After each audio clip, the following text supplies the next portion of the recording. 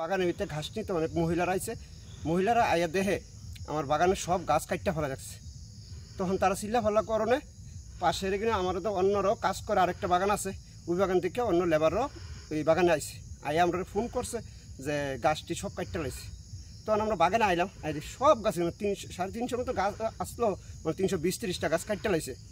হ্যাঁ, গত আজকে থেকে 6 মাস আগেও আমার 350 গাছ, 2টা বাগানের মধ্যে 350 গাছ আসলো, সবগুলা গাছ কাটতে ফেলাইছি। মানে একই এলাকার মধ্যে, একই এলাকা এবং পাশাপাশি এই বাগানগুলা।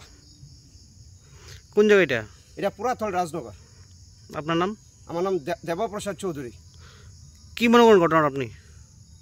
দীর্ঘ বছর ধরে বিভিন্নভাবে আমাদের পরিবারের উপরে আক্রমণ চলছে। কোনো সময় রাবার বাগান, কোনো সময় পারিবারিক বিভিন্ন কিছুর উপরে হস্তক্ষেপ করে। হ্যাঁ, এক সময় বাইক একটা জ্বালিয়ে দেওয়া হয়েছে, এক সময় বাড়িঘরের উপরে আক্রমণ হয়েছে।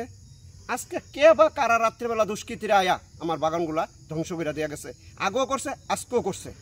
আমার মনে হয় এইগুলো তো আমার এলাকার লোকই করছে। যারা এগুলা করে তারা মনে করে যদি এইগুলা কইরা তারা আরেকটা মানুষের ক্ষতি কইরা তারা ভালো হয়, তা করতে থাকুক।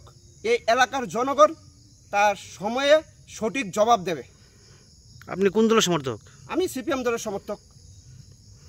আপনি থানা জানাইছেন ব্যাপারটা? হ্যাঁ, থানাতে জানাইছি। কালকে থানাতে গিয়ে জিডি এন্ট্রি করে আইছি।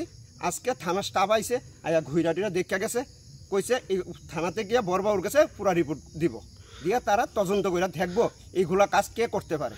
কত টাকা ক্ষতি হতে পারে মনে আপনার? এটা 2 লক্ষ টাকার উপরে ক্ষতি হয়েছে। এর আগে তো 2.5 লক্ষ থেকে 3 লক্ষ টাকা।